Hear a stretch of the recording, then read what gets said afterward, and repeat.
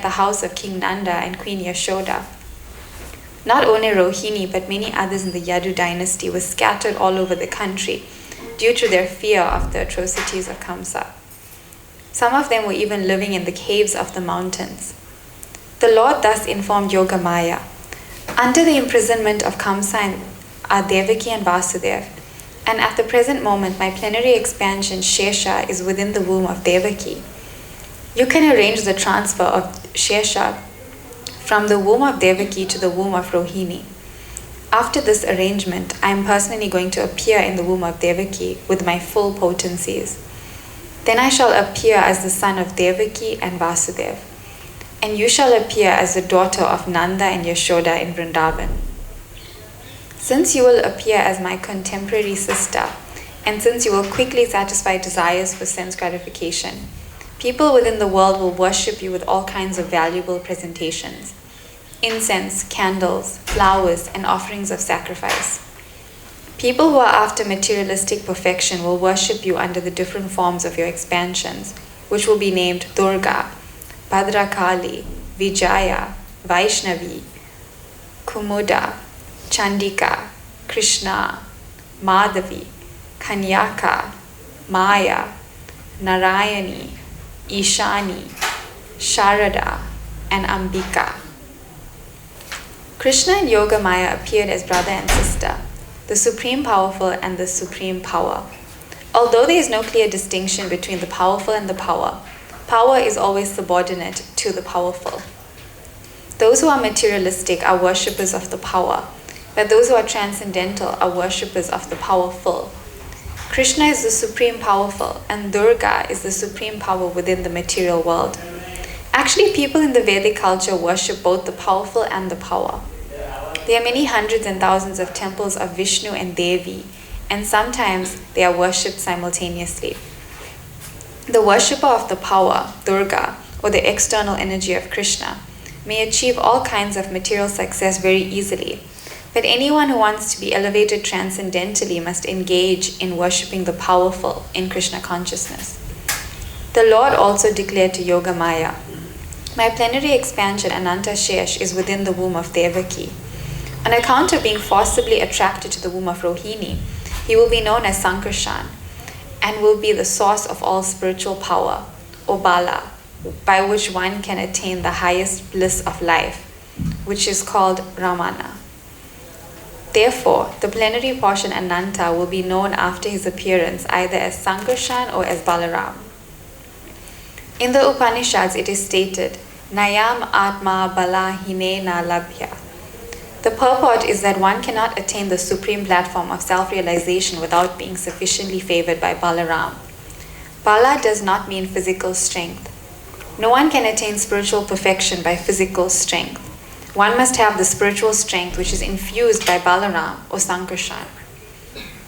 Ananta or Shesha is the source of the power which sustains all the planets in their different positions. Materially, the sustaining power is known as the law of gravitation, but actually it is a display of the potency of Sankarshan. Balaram or Sankarshan is the source of spiritual power, or the original spiritual master. Therefore, Lord Nityananda Prabhu, who is also the incarnation of Balaram, is the original spiritual master. And the spiritual master is a representative of Balaram, the form of the Supreme Personality of Godhead who supplies spiritual strength. In the Chaitanya Charitamrita, it is confirmed that the spiritual master is a manifestation of the mercy of Krishna.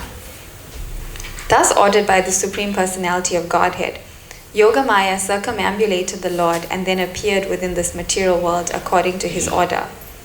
When Yogamaya, the supreme power of the supremely powerful personality of Godhead, transferred Lord Shesha from the womb of Devaki to the womb of Rohini, both Devaki and Rohini were under Yogamaya's spell, which is called Yoga Nidra. When this was done, people thought that Devaki's 7th pregnancy had been a miscarriage. Thus, although Balaram appeared as the son of Devaki, he was transferred to the womb of Rohini to appear as her son. After this arrangement, the Supreme Personality of Godhead, Krishna, who is always ready to protect his unalloyed devotees, entered within the mind of Vasudev as the Lord of the whole creation. with full inconceivable potencies. It is understood in this connection that Lord Krishna first of all situated himself in the unalloyed heart of Vasudeva and was then transferred to the heart of Devaki. He was not put into the womb of Devaki by seminal discharge. The Supreme Personality of Godhead, by his inconceivable potency, can appear in any way. It is not necessary for him to appear in the ordinary way, by seminal injection within the womb of a woman. When Vasudeva was sustaining the form of the Supreme Personality of Godhead within his heart, he appeared just like the glowing sun, whose shining rays are always unbearable and scorching to the common man. The form of the Lord situated in the pure unalloyed heart of Vasudeva is not different from the original form of Krishna. The appearance of the form of Krishna anywhere, and specifically within the heart, is called Dharma. Dharma refers not only to Krishna's form but also to his name, his qualities, and his paraphernalia.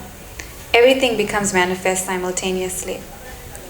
Thus, the eternal form of the Supreme Personality of Godhead with full potencies was transferred from the mind of Vasudeva to the mind of Devaki, exactly as the setting sun's rays are transferred to the full moon rising in the east. Krishna, the Supreme Personality of Godhead, thus entered the body of Devaki from the body of Vasudeva without being subject to any of the conditions of an ordinary living entity.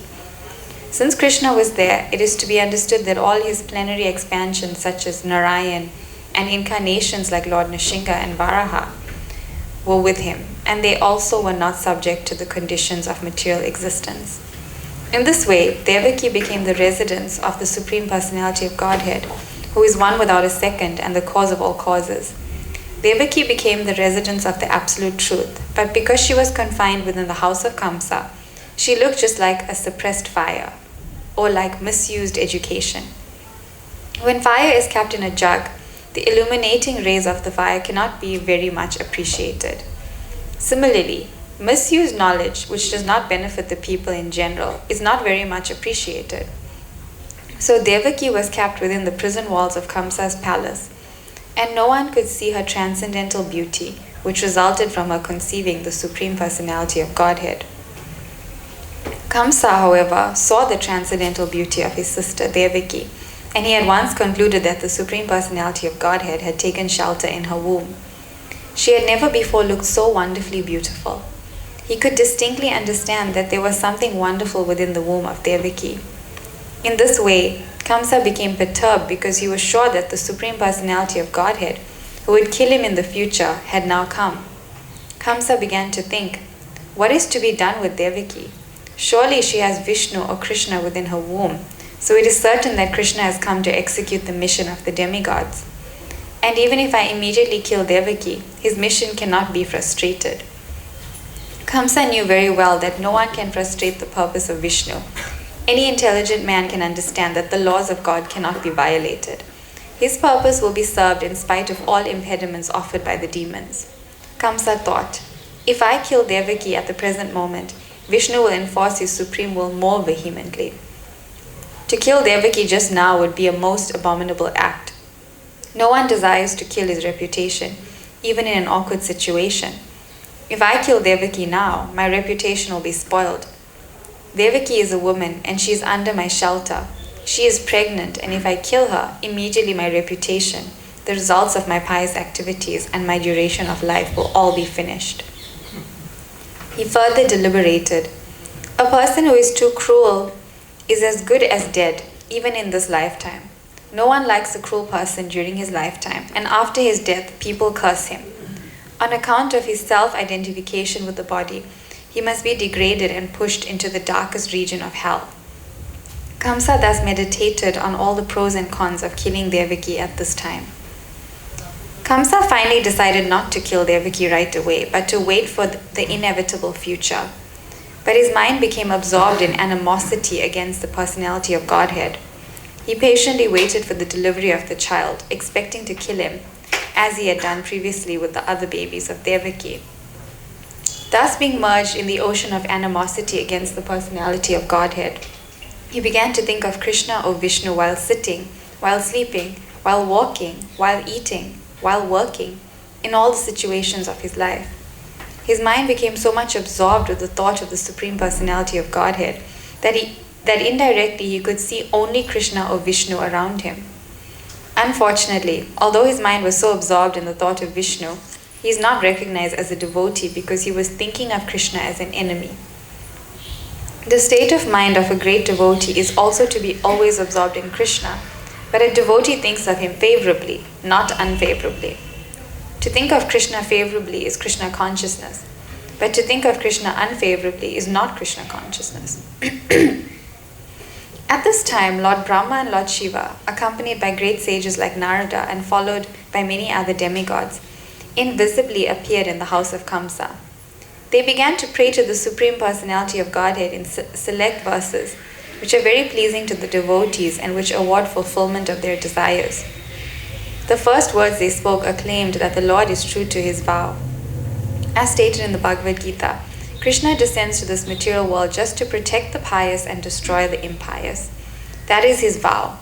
The demigods could understand that the Lord had taken his residence within the womb of Devaki to fulfill his vow, and they were very glad that the Lord was appearing in order to fulfill his mission.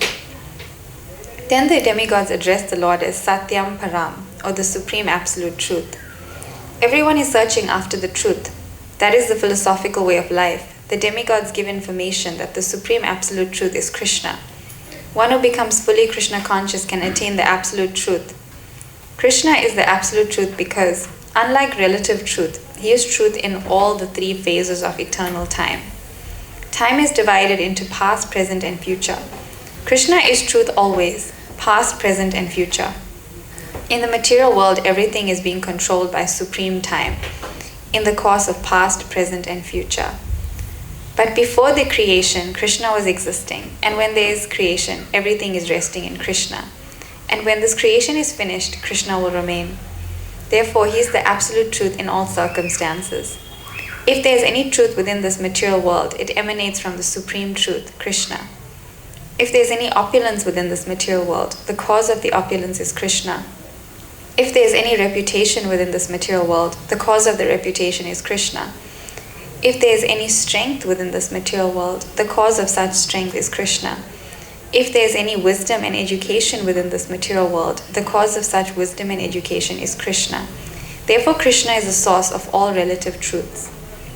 This material world is composed of 5 principal elements: earth, water, fire, air, and ether. And all such elements are emanations from Krishna. The material scientists accept these 5 primary elements as the cause of the material manifestation, but the elements in their gross and subtle states are produced by Krishna. The living entities who are working within this material world are products of his marginal potency. In the 7th chapter of the Bhagavad-Gita, it is clearly stated that the whole manifestation is a combination of 2 kinds of energies of Krishna, the superior energy and the inferior energy. The living entities are the superior energy, and the dead material elements are his inferior energy. In its dormant stage, everything remains in Krishna. The demigods continue to offer their respectful prayers unto the supreme form of the personality of Godhead, Krishna, by analytical study of the material manifestation. What is this material manifestation? It is just like a tree. A tree stands on the ground. Similarly, the tree of the material manifestation is standing on the ground of material nature. This material manifestation is compared to a tree because a tree is ultimately cut off in due course of time. A tree is called vriksha. Vriksha means that thing which will be ultimately cut off. Therefore, this tree of the material manifestation cannot be accepted as the ultimate truth because it is influenced by time. But Krishna's body is eternal. He existed before the material manifestation. He is existing while the material manifestation is continuing. And when it will be dissolved, he will continue to exist. Therefore, only Krishna can be accepted as the absolute truth. The Katha Upanishad also cites this example of the tree of the material manifestation standing on the ground of material nature. This tree has 2 kinds of fruits, distress and happiness. Those who are living in the tree of the body are just like 2 birds. One bird is the localized aspect of Krishna known as the Paramatma, and the other bird is the living entity. The living entity is eating the fruits of this material manifestation. Sometimes he eats the fruit of happiness, and sometimes he eats the fruit of distress. But the other bird is not interested in eating the fruit of distress or happiness because he is self-satisfied.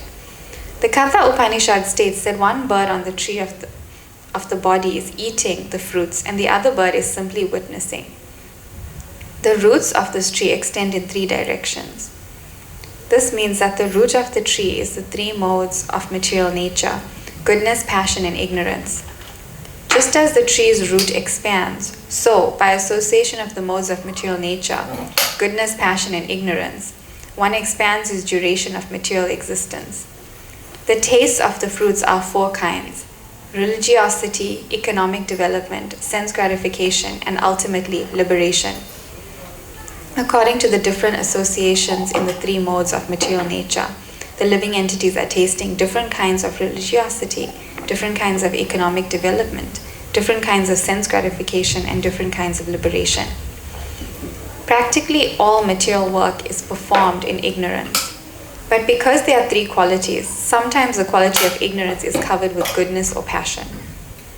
The taste of these material fruits is accepted through 5 senses. The 5 sense organs through which knowledge is acquired are subjected to 6 kinds of whips: lamentation, illusion, infirmity, death, hunger, and thirst. This material body, or the material manifestation, is covered by 7 layers: muscle, blood, marrow, bone, fat, and semen.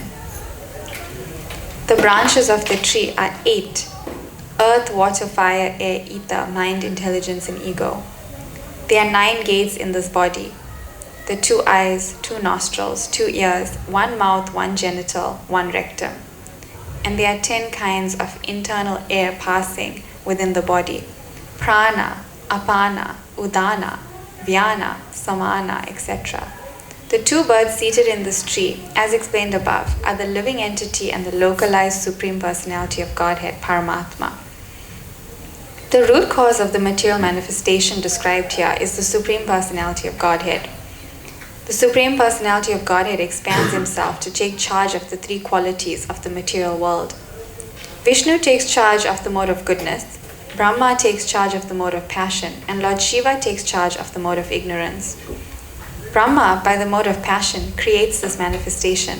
Lord Vishnu maintains this manifestation by the mode of goodness, and Lord Shiva annihilates it by the mode of ignorance. The whole creation ultimately rests in the Supreme Lord.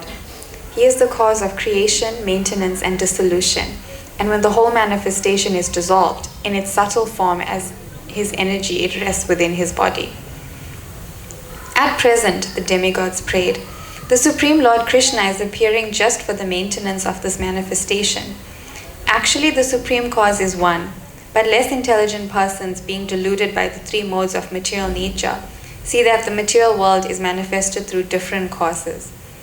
Those who are intelligent can see that the cause is one, Krishna. As it is stated in the Brahma Samhita, Ishvara Parama Krishna, Sarva Karana Karanam. Krishna, the Supreme Personality of Godhead, is the cause of all causes. Brahma is the deputed agent for creation. Vishnu is the expansion of creation is the expansion of Krishna for maintenance, and Lord Shiva is the expansion of Krishna for dissolution. You can hold for a second. Om Jnanat Mirantasya Gyananjana Shalakaya Chakshurmilitam Jena Tasmai Shri Gurave Namaha Shri Chaitanya Manobhistam Sthapitam Jena Bhutale Swayam Rupa Kada Mahyam Dadati Shapadantikam Bandeham Shri Guru Shri Jatapadakamalam Shri Gurun Vaishnavamscha Shri Rupam Shagrajatam Shahagana Raghunatam Vitam Stam Sadivam Sadvaitam Savadvitam Pradijana Sahitam Krishna Chaitanya Devam Shri Radha Krishna Padan Shahagana Lalita Sri Vishakhan Vitamscha He Krishna Karuna Sindho Dina Bandho Jagatpate Gopesha Gopika Kanta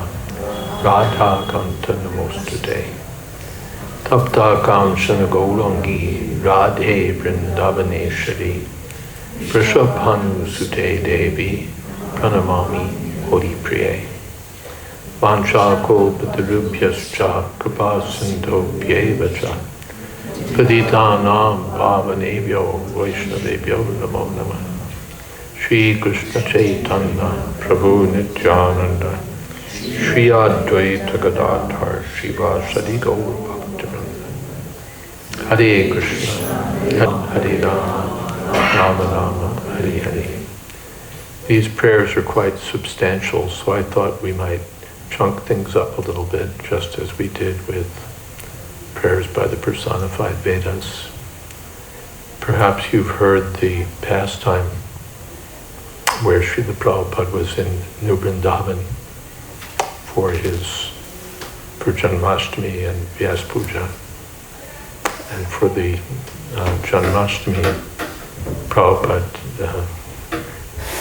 came and sat in the temple. The temple wasn't very big. I don't know that it was probably a little bigger than this room. Yeah, but not huge. And everybody who possibly could crowded in. I also crowded in. And this was the evening, and Prabhupada called for Krishna book to be read. I don't know what time he began, 9 o'clock or something like that.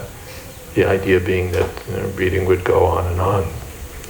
So they began reading Krishna book. First chapter, introduction, first chapter, second chapter.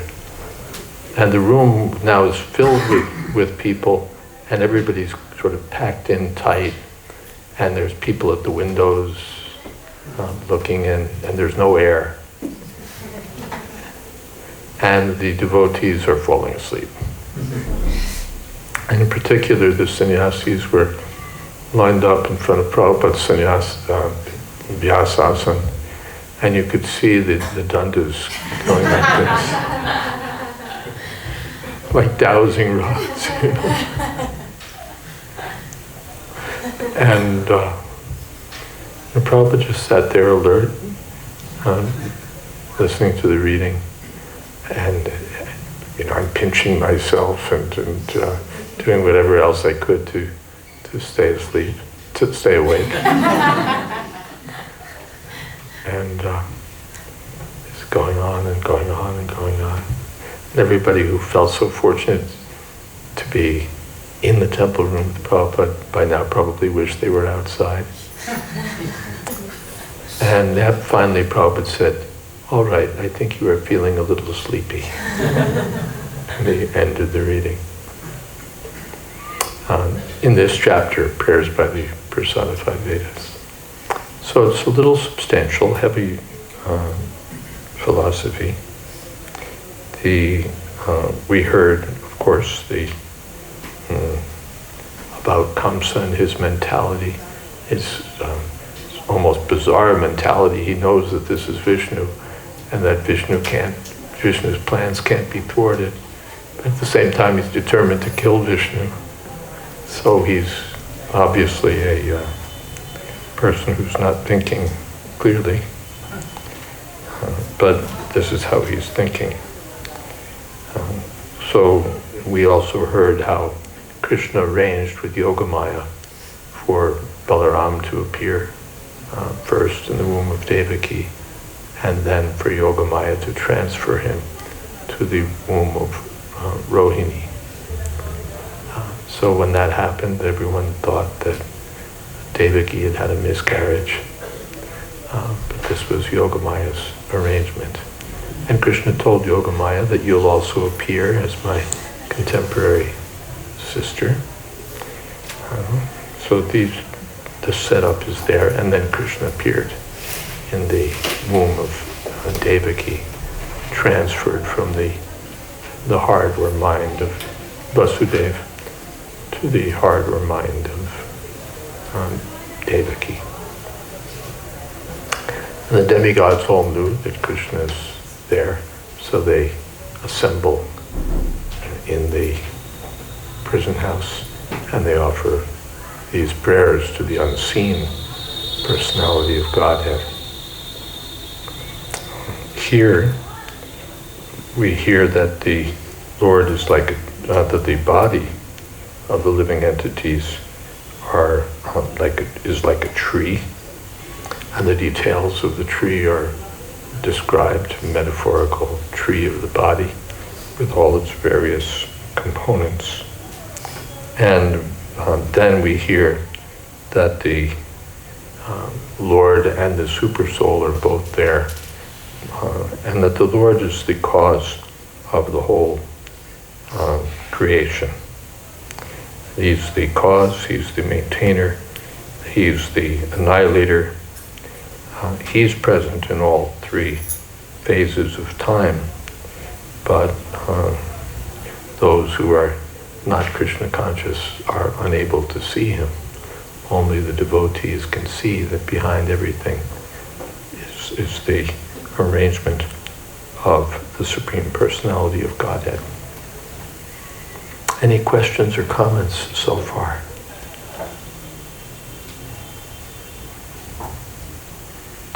Tulsi?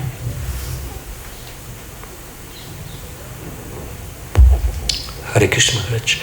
So, do you know when exactly Yogamaya is appearing as a daughter of Devaki and Vasudeva? Because she is smaller than Krishna, so should be after that.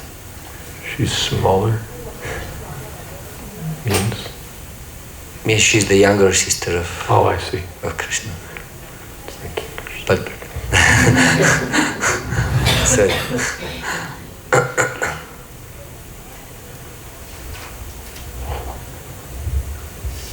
Well, we hear that when that Yogamaya or Durga switched for Krishna by Vasudeva, that he goes to across the river and brings back the daughter of Yashodamai. So more or less contemporaneous, but as much as I know. Anyone know more? Okay.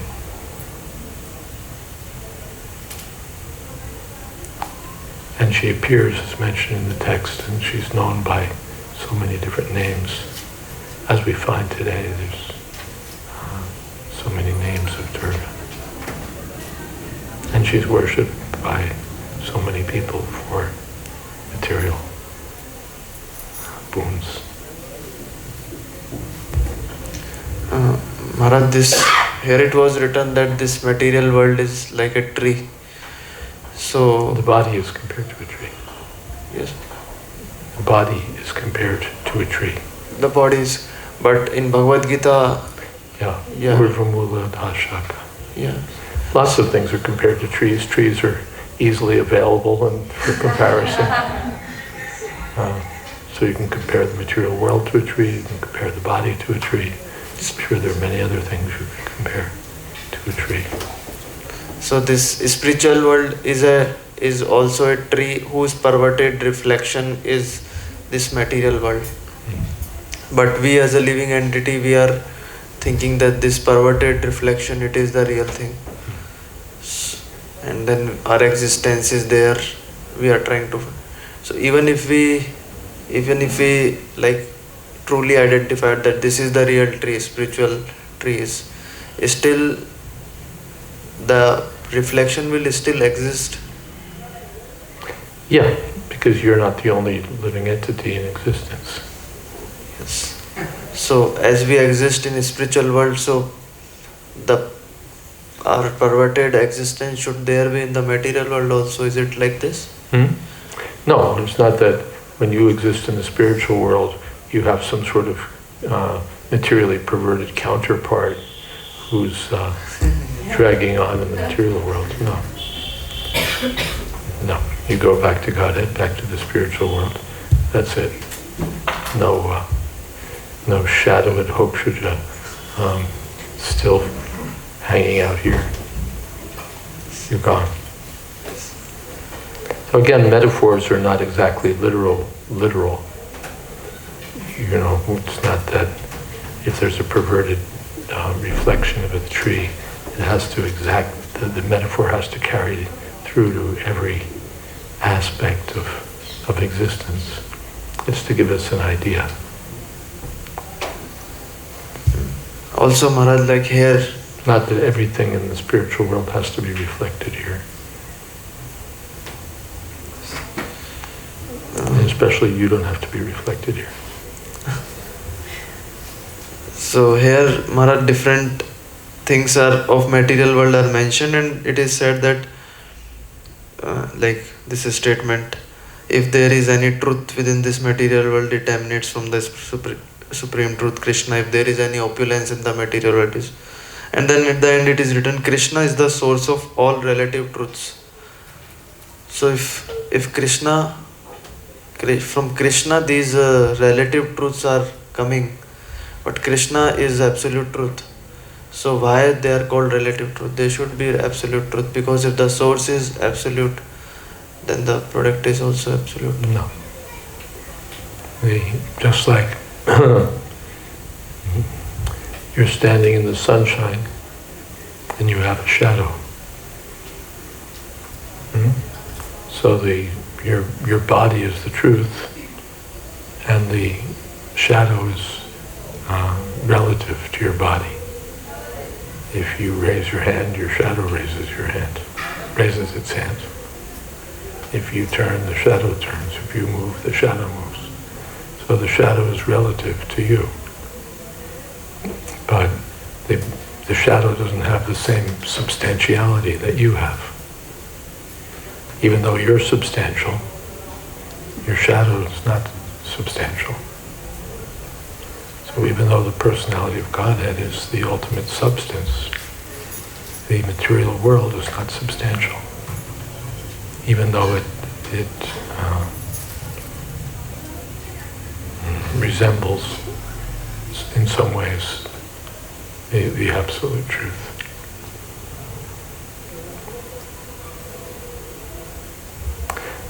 That's also the potency of the absolute truth, that he can manifest relative truths.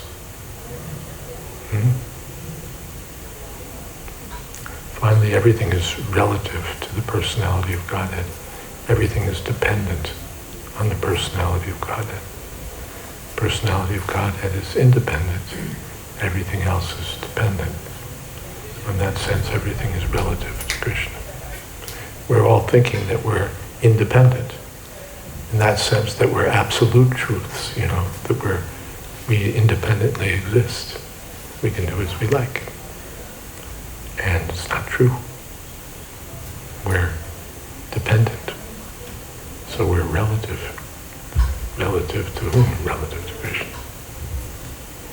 So Maharaj, is this statement right, that we are absolute relative to Krishna? Is this statement right, that we're absolute relative to Krishna? It's an interesting statement. It would provide lots of fun for people who want to mess around with grammar and semantics and so on. What do you mean by that we're absolute and relative to Krishna? That means we also, like, our relationship with Krishna is also eternal. With time, place, circumstance, it does not change. But if we see it in terms of Krishna, yeah. So that way. Yeah. We have the same qualities as Krishna. So in that sense, we have absolute existence. We're eternal, we're blissful, we're full of knowledge. But we're dependent on Krishna. As Prabhupada said, there's no difference, no clear difference, he said, between the powerful and the power. So we're also powers of Krishna. So in that sense, we're identical with Krishna, but we're dependent on Krishna. And also we're tiny in size. Is that all right? Anything else?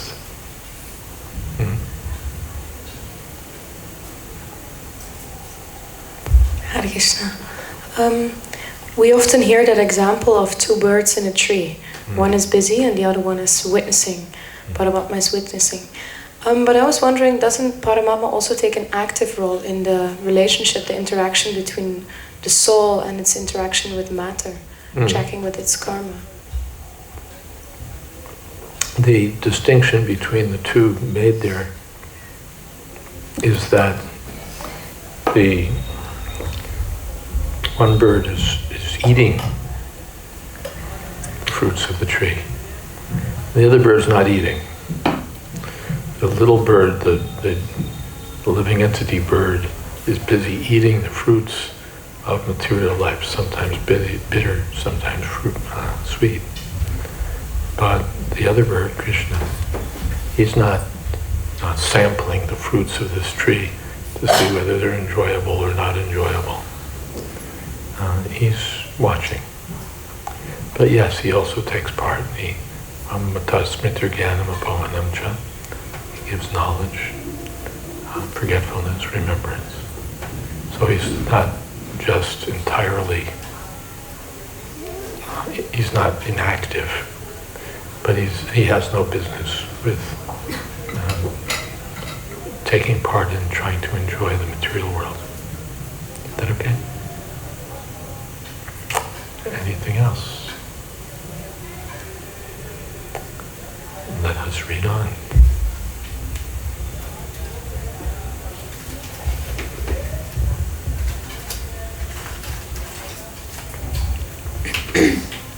Our dear Lord, the demigods prayed, "It is very difficult to understand your eternal form or personality. People in general are unable to understand your actual form. Therefore, you are personally descending to exhibit your original eternal form. Somehow people can understand the different incarnations of your Lordship, but they are puzzled to understand the eternal form of Krishna with two hands, moving among human beings exactly like one of them. This eternal form of your Lordship gives ever-increasing transcendental pleasure to the devotees, but for the non-devotees, this form is very dangerous.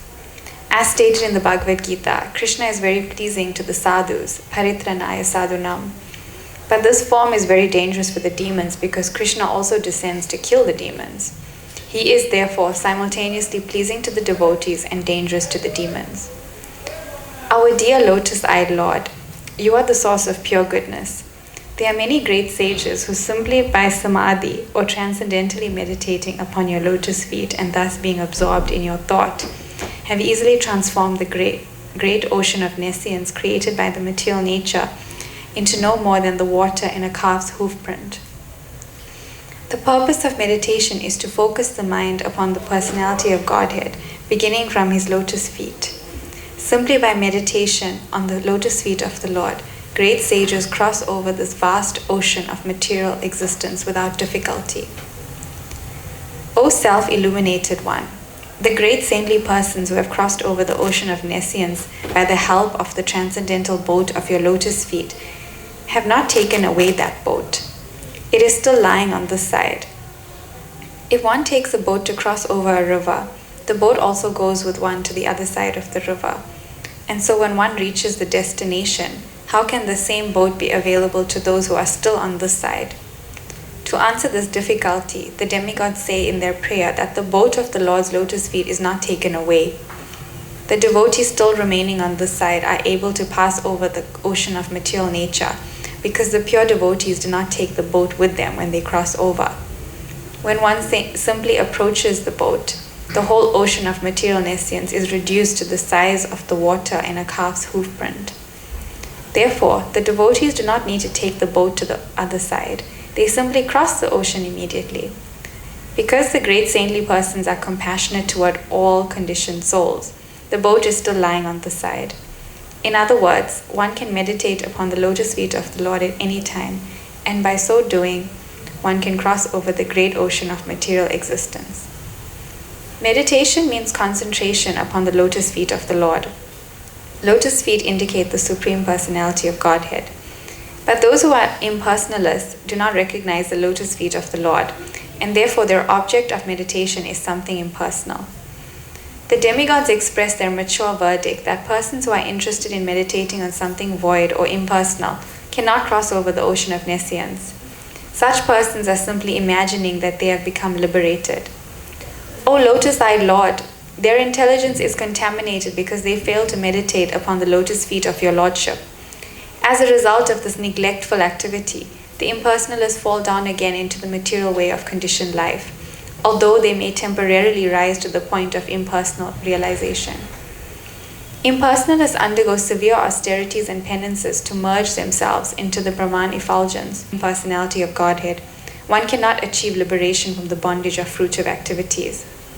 The statement of Lord Krishna is there in the Bhagavad-Gita, and in Srimad Bhagavatam the statement of the great sage Narada is there. And here also the demigods confirm it. Persons who have not taken to devotional service are understood to have come short of the ultimate purpose of knowledge and are not favored by your grace. The impersonalists simply think that they are liberated, but actually they have no feeling for the personality of Godhead. They think that when Krishna comes into the material world, he accepts a material body. They therefore overlook the transcendental body of Krishna. This is confirmed in the Bhagavad-Gita. Avajananti ma mudha. In spite of conquering material lust and rising to the point of liberation, the impersonalists fall down. If they are engaged just in knowing things for the sake of knowledge and do not take to the devotional service of the Lord, they cannot achieve the desired result. Their achievement is the trouble they take, and that is all. It is clearly stated in the Bhagavad-Gita that to realize Brahman identification is not all. Brahman identification may help one become joyful without material attachment or detachment, and to achieve the platform of equanimity. But after this stage, one has to take to devotional service. When one takes to devotional service after being elevated to the platform of Brahman realization, he is then admitted into the spiritual kingdom for permanent residence in association with the Supreme Personality of Godhead. That is the result of devotional service. Those who are devotees of the Supreme Personality of Godhead never fall down like the impersonalists. Even if the devotees fall down, they remain affectionately attached to their Lord. They can meet all kinds of obstacles on the path of devotional service, and freely, without any fear, they can surmount such obstacles. Because of their surrender, they are certain that Krishna will always protect them. As it is promised by Krishna in the Bhagavad-Gita, my devotees are never vanquished. Ye ye ravindaksha vimuktamadina dvayasta bhava avishuddha bhutaya ye ye chapabhaya yadupashraya ashraya. No. Put two verses together like that. Dvayasta bhava avishuddha bhutaya aruya krishrena parampanam tata patantyano nadrata Yushmadangram. Srila Prabhupada quotes this verse very often because it accurately portrays the difficulties faced by those on the impersonal path. They go through so much trouble to attain liberation, and they may even think that they're liberated, but because they haven't come to the platform of healthy life of devotional service, they neglect the lotus feet of the Lord, and they fall down. They fall down after undergoing so much trouble. But the devotees probably gave the example that like a rocket or a satellite, it's orbiting, but if it has no shelter, again, it comes under the gravitational field of the Earth or some other planet. So, very important verse here in the prayers by the demigods. Anything about this? No. Good.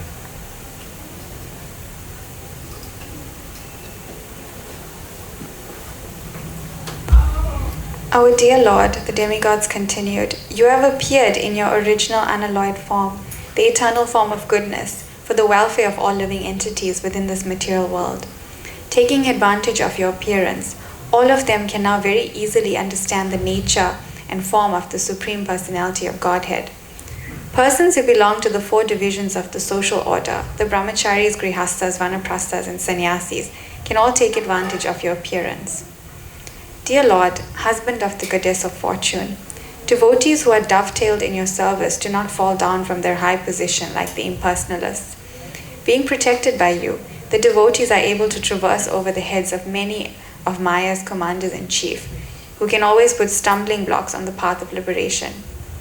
Dear Lord, you appear in your eternal transcendental form for the benefit of the living entities, so that they can see you face to face and offer their worshipful sacrifices by a ritualistic performance of the Vedas, mystic meditation, and devotional service as recommended in the scriptures. Dear Lord, if you do not appear in your eternal transcendental form, full of bliss and knowledge, a form which can eradicate all kinds of speculative ignorance about your position, then all people would simply speculate about you according to their respective modes of material nature. The appearance of Krishna is the answer to all imaginative iconography of the Supreme Personality of Godhead. Everyone imagines the form of the Supreme Personality of Godhead according to his mode of material nature. In the Brahma Samhita, it is said that the Lord is the oldest person. Therefore, a section of religionists imagine that God must be very old, and therefore they depict a form of the Lord like a very old man. But in the same Brahma Samhita, that is contradicted.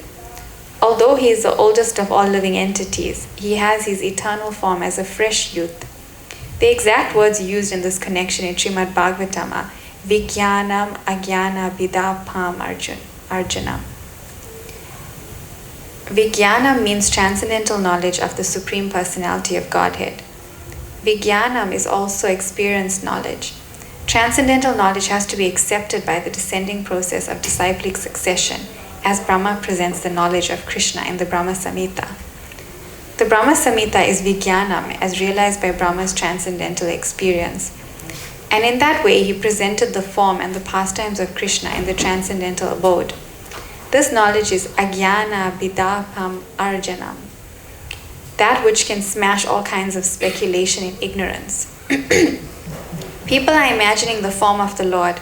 Sometimes he has no form and sometimes he has form, according to their different imaginations. But the presentation of Krishna in the Brahma Samhita is Vijnanam, scientific, experienced knowledge given by Lord Brahma and accepted by Lord Chaitanya. There is no doubt about it. Krishna's form, Krishna's flute, Krishna's color, everything is reality. Here it is said that this Vijnanam is always defeating all kinds of speculative knowledge. Therefore, without you appearing as Krishna, as you are, neither Ajnana Vidapam Arjanam, destruction of this nescience of speculative knowledge, no Vijnana would be realized. In other words, your appearance will vanquish the ignorance of speculative knowledge and establish the real experienced knowledge of authorities like Lord Brahma. Men are influenced by the 3 modes of material nature. Men influenced by the 3 modes of material nature imagine their own God according to the modes of material nature. In this way, God is presented in various ways, but your appearance will establish what the real form of God is. The highest blunder committed by the impersonalists is to think that when the incarnation of God comes, he accepts the form of matter in the mode of goodness. Actually, the form of Krishna or Narayan is transcendental to any material idea. Even the greatest impersonalist, Sankaracharya, has admitted Narayana Paro Vyaktat. The material creation is caused by the avyakta, impersonal manifestation of matter, or the non-phenomenal total reservoir of matter.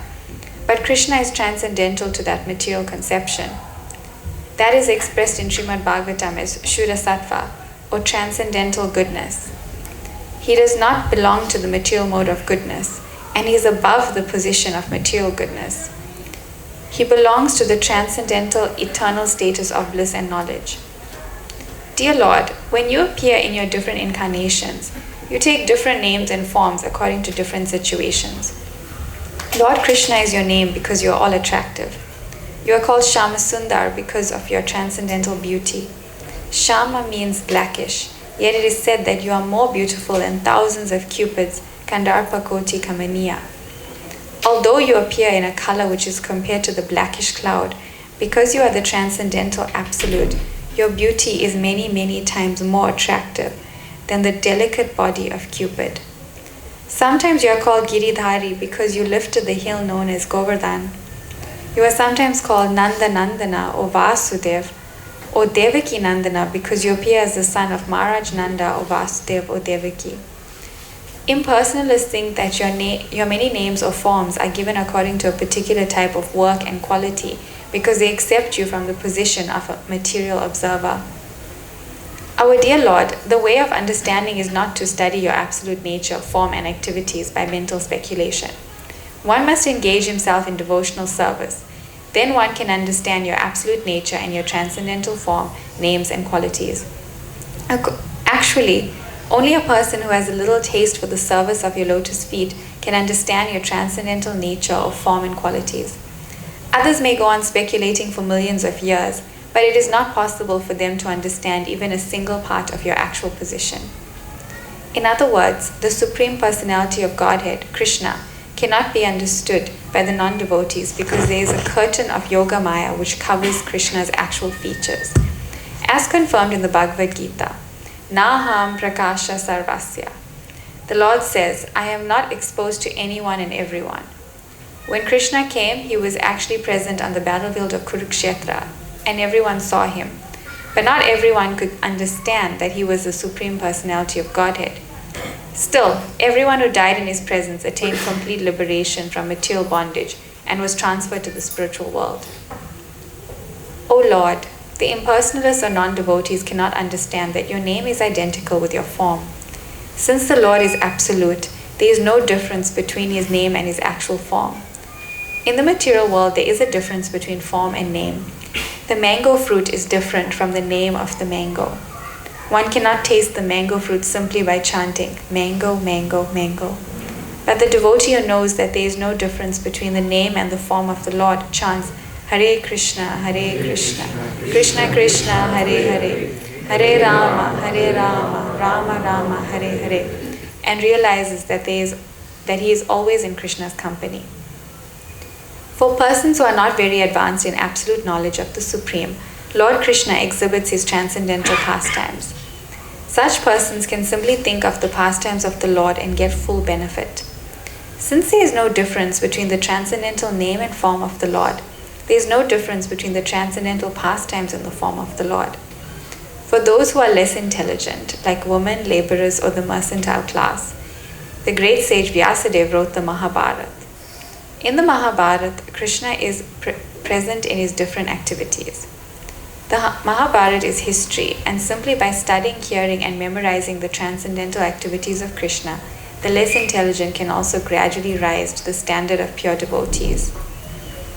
The pure devotees, who are always absorbed in the thought of the transcendental lotus feet of Krishna, and who are always engaged in devotional service in full Krishna consciousness, are never to be considered to be in the material world. Srila Rupa Goswami has explained that those who are always engaged in Krishna consciousness with body, mind, and activities are to be considered liberated even within this body.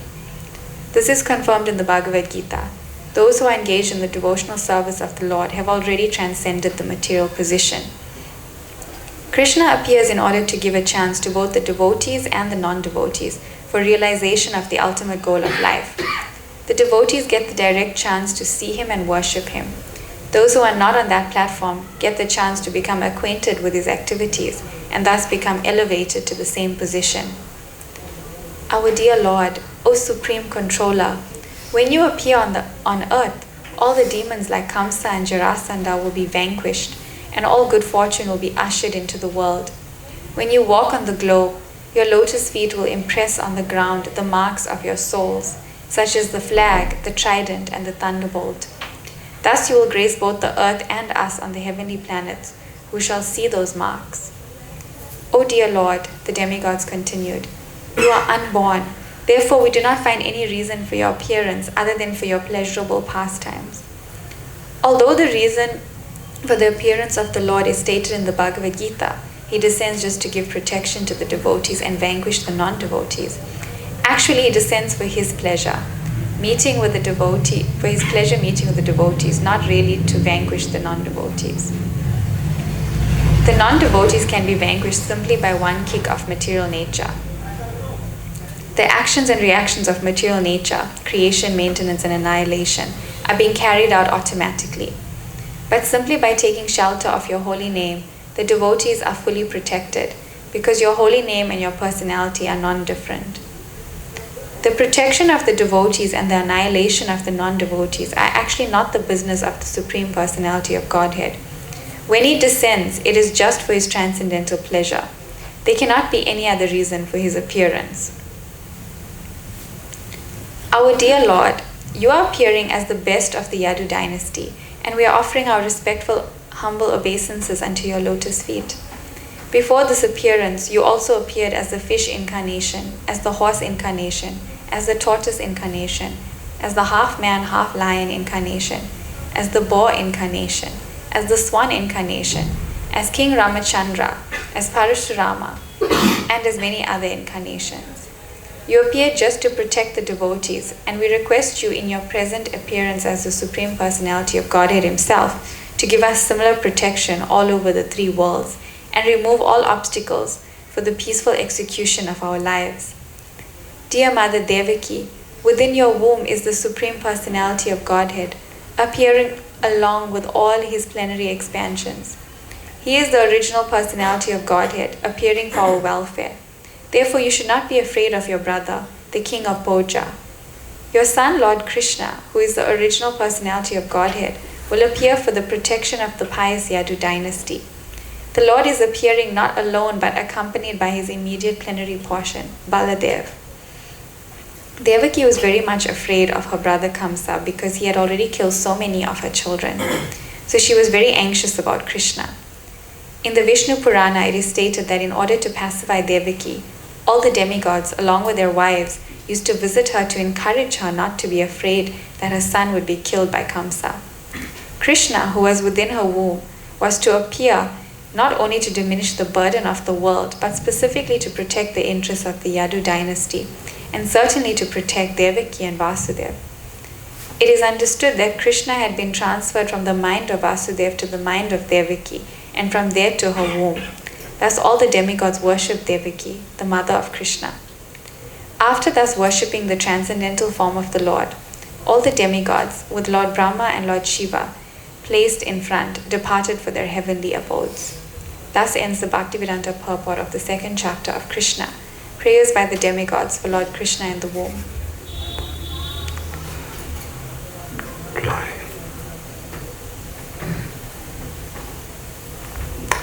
Any questions, comments?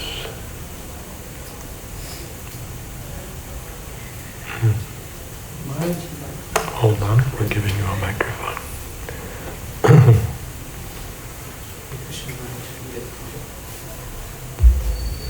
Hare Krishna Maharaj, please accept my humble obeisances.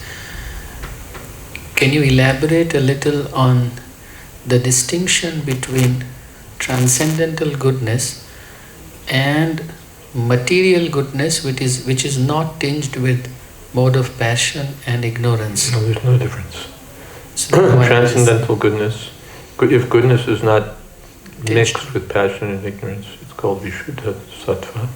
That's transcendental. That's not found in the material world. And second question was, Maharaj, about this is naturally bewildering that Krishna himself comes in the four-handed form before Devaki, and despite it, she continues to feel afraid that he will be killed. So how do we reconcile that on the one hand the Lord himself is giving assurance, and on the other hand Devaki appears to be falling into... This is almost the flip side of what we were hearing before about Kamsa. Kamsa knew that it's Vishnu who's going to appear, his plan can't be thwarted, but I have to kill him. And here Devaki's thinking that he's Vishnu, he's the Supreme Personality of Godhead, but Kamsa might kill him. So this is Yogamaya acting both ways, bewildering Kamsa because of his demonic mentality, and at the same time you would say, bewildering Devaki, or covering his transcendental nature, so that she can feel transcendental motherly affection for Krishna. This is her relationship. So on the one side she sees it's Vishnu, he's the personality of Godhead, and then Krishna expands his Yogamaya, and she thinks, but I have to protect him from Kamsa. That same sort of activity by Yogamaya we see when Krishna showed the universal form within his mouth. Yashodamaya is thinking that, what is this? I'm seeing, what am I seeing? And she starts philosophizing that by the illusory energy of the Lord, I'm thinking that I'm the queen of Nanda, that all these coward people are my... And then the next minute, Yogamaya comes in and covers all that. All right, don't do it again. So this is Yogamaya, always acting in such a way as to preserve and enhance the transcendental relationship between Krishna and his devotees. When Krishna is stealing butter, if Yashodamaya is thinking, this is the Supreme Personality of Godhead, then she has to worship him with awe and reverence. But because Yogamaya helps, she's thinking, this boy is too mischievous, he needs to be punished. Or at least threatened with punishment. Is that okay? Anything more about this? Yes, Tulsi.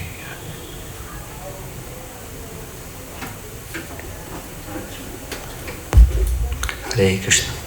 A few things I wanted to ask. One is, so it looks like demigods, they were there offering prayers, and Devaki and Vasudeva, they were seeing them. It doesn't say that exactly. Although it does say that the demigods came to encourage. And one of the prayers is, Dear Mother Devaki, within your womb is the Supreme Personality. Yeah, it does say that. Although that doesn't necessarily mean that she heard the prayers.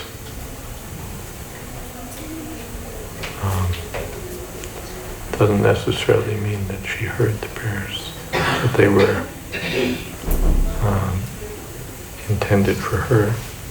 But it does say that the demigods used to visit her to encourage her not to fear that her son would be killed by Krishna. In fact, that's in the verse. Let's see. Ma bhutayam Bhojapate Mumurcho. You have no need to fear Kamsa. So yes, it does appear that the demigods were, in one way or another, manifest to Devaki. That was amazing. The jail and Devaki and Vasudeva, and who knows how many demigods. Yeah, quite the jail. Also, I wanted to ask, it was mentioned that everybody who was present on the battlefield of Kurukshetra got liberated. So does that mean like all the soldiers, or those who were seeing Krishna when they were dying? Everyone. Either they were purified by seeing Krishna, or they were purified by the arrows of Arjuna and so on. Sometimes it's said that those on the opposite side were more fortunate because they could see Krishna. Krishna was there facing them. Many times Prabhupada said they were all those who were more fortunate, less fortunate attained at least mukti, and those who were more fortunate attain the kingdom of God.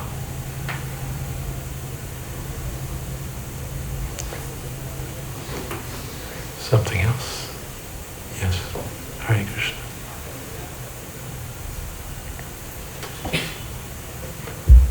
Hare Krishna Maharaj. During the course of the narration, we heard a statement that Srila Prabhupada makes in terms of like the appearance of Krishna puts an end to all the speculative iconography, I think he said iconography. Iconography, yes. He uses that word in terms of who the Lord is.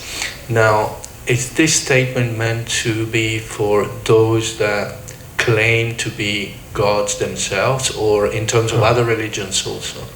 No, not just those, but those speculative iconography means they have some picture, some idea of God, but it's not because they really know.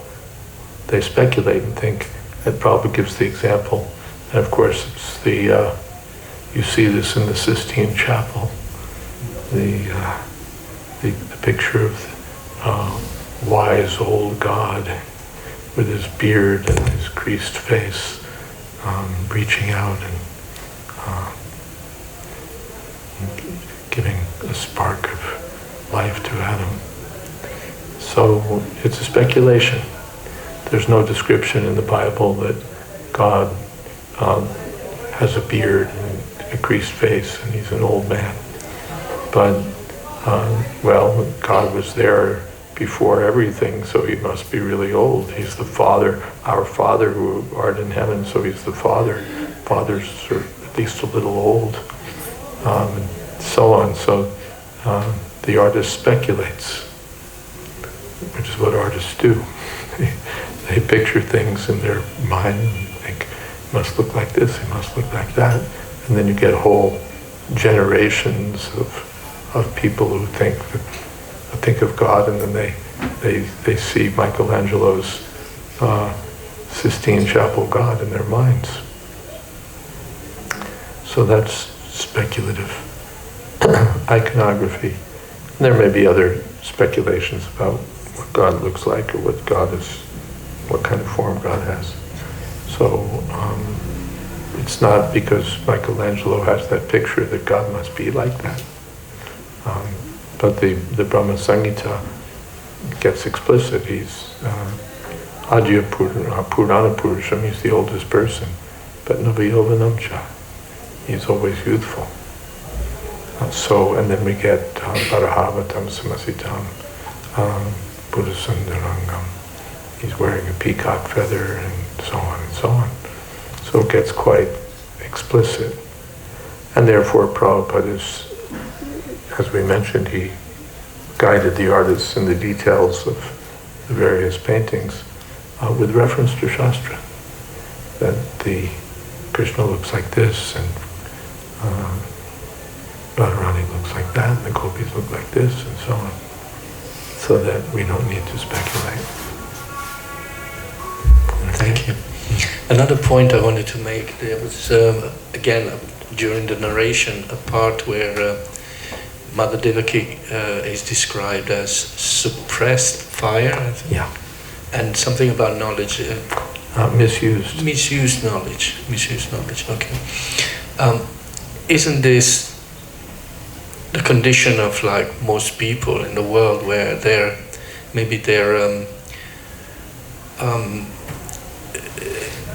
divine kind of like aspect is suppressed because of the situation in the world, the government and the atmosphere in Kali Yuga? Well, certainly that doesn't help. But people also cover their own divine nature by their own determination to enjoy material energy, by their own lust, their own anger, and so on. So you have sort of cooperation between the materialistic people and materialistic leaders. Both of them contributing to that effect. Of course, the text is not about that. The text is just metaphorical. That is, as fire might be covered by something, so, or knowledge might be covered.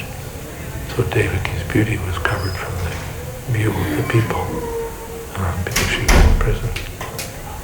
But what you've extracted is also true. Thank you. Thank you. Something else? Yes.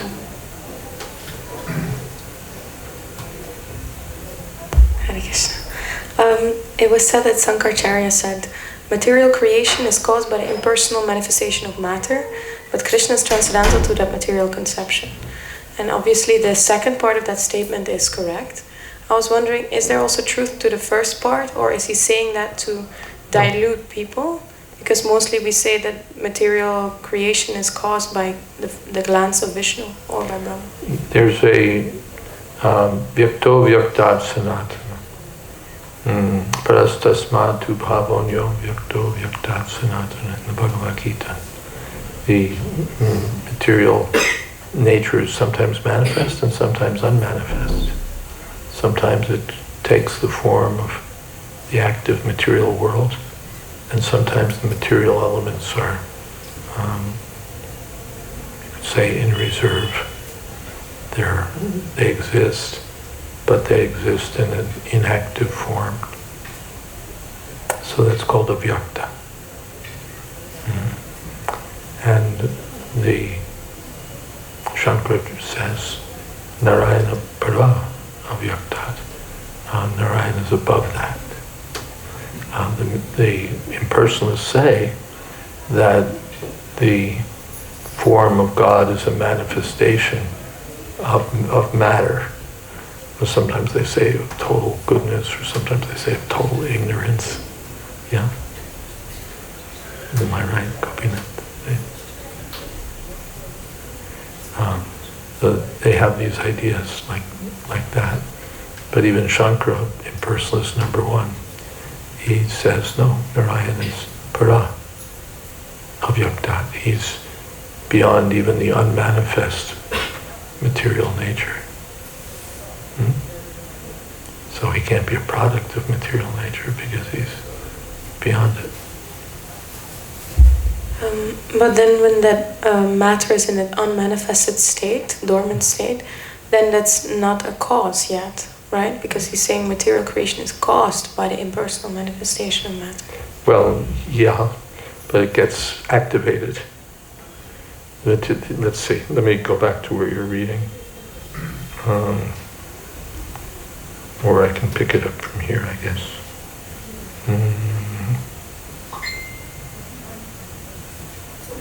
Or can I?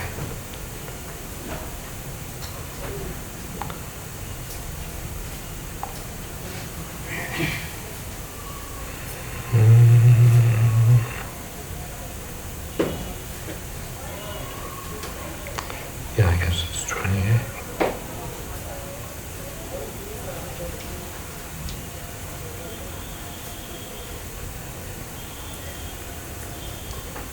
Where am I reading? It's hard for me to find this, actually. There it is, okay.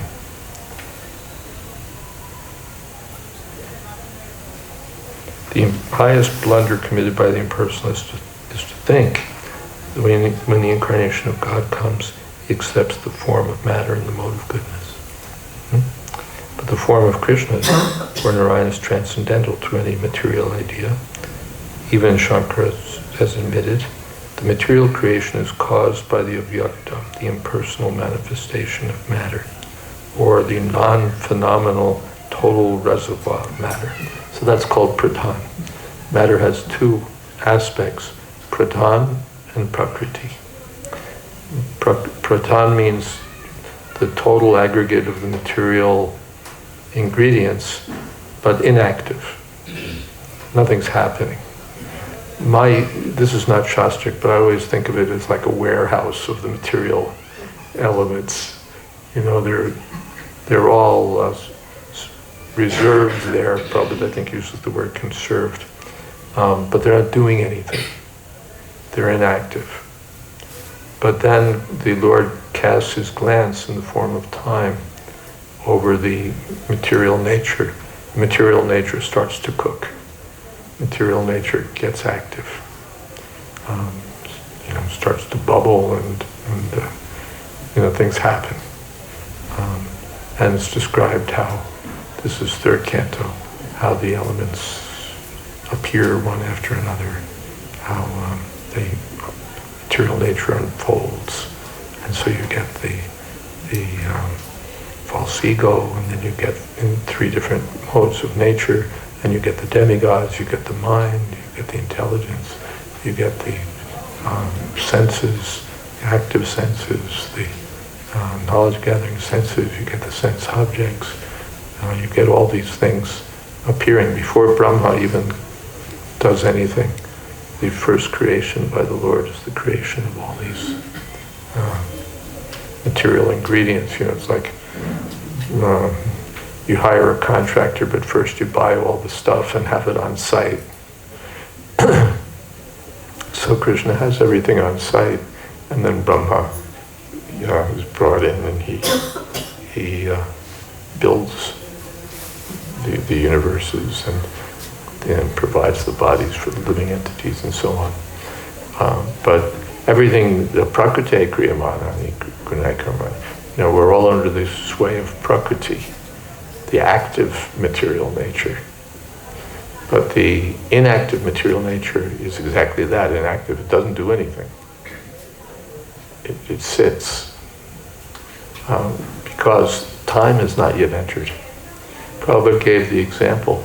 We've been discussing this as an advertisement in my Bhagavatam classes, which in Vrindavan don't really work. They're at 5:30 in the morning.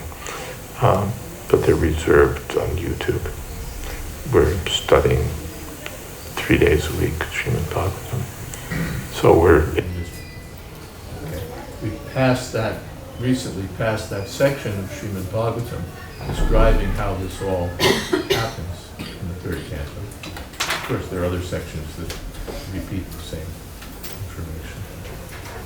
But this all happens because of time.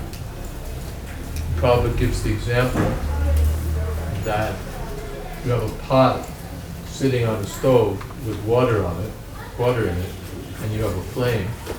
Nothing happens unless you add time. The pot is there, the fire is there, the water is there, but nothing happens unless you add time. Boil 3 minutes and all of that. Without time, nothing's going to happen. Whatever it might be, any action, it's not going to happen unless there's time. So the pradhan is material nature before time enters the picture. And therefore it's totally inactive. Without time, nothing happens.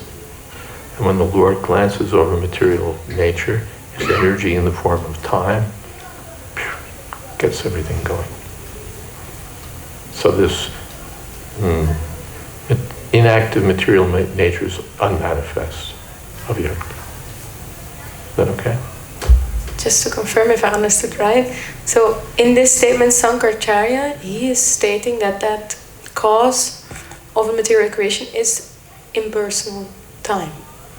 Because it seems like he's saying he's not saying that. Yeah. No.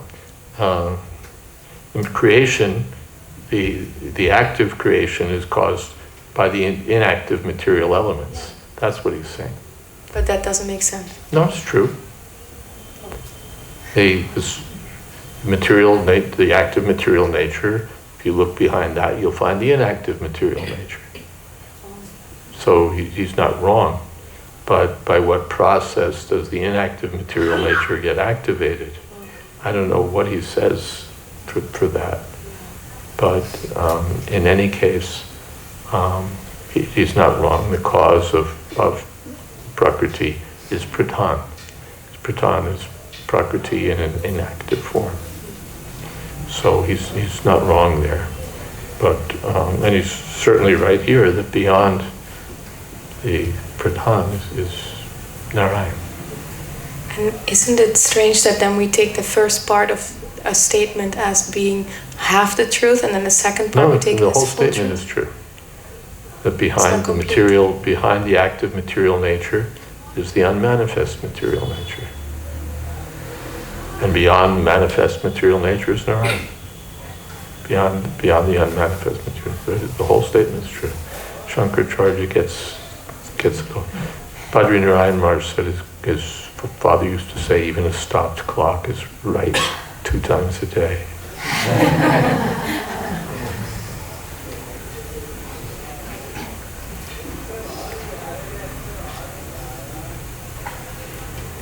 So we're totally on board with Shankaracharya on this one. We agree. Okay, we can stop here. Do you want to lead kirtan today, Tulsi? Should we have Tulsi lead?